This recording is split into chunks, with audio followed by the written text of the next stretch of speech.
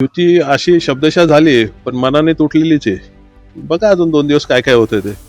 आमच्याकडे भरपूर आमच्यातले जे पैसे घेऊन गेलेले अशा लोकांचे फोन येतात, आता आम्हाला परत घ्या.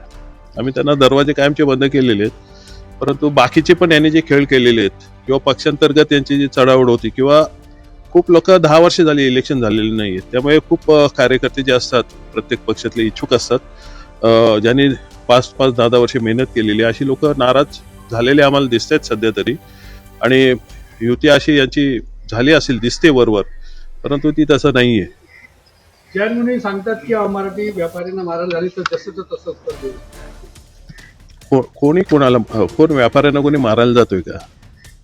मुनी लोकांनी त्यांचं काम करावं. राजकीय पक्षांच्या सुपाऱ्या घेऊन येत.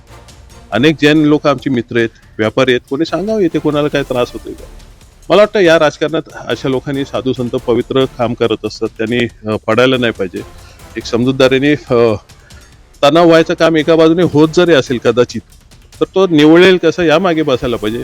उगीच निवडणुकीच्या तोंडावर असं एखाद्या पक्षाला फायदा होईल आणि अशा गोष्टी करून त्यांनी त्यांची प्रतिमा डागळून घ्यायला नको असं मला वाटतं. अत्यंत नम्रतापूर्वक सांगतो की काही गोष्टी विचार करून सगळ्यांनीच बोलायला पाहिजे. तुमच्याकडनं इतर लोक आदर्श घेत असतात, त्यामुळे तो विचार त्यांनी करावा.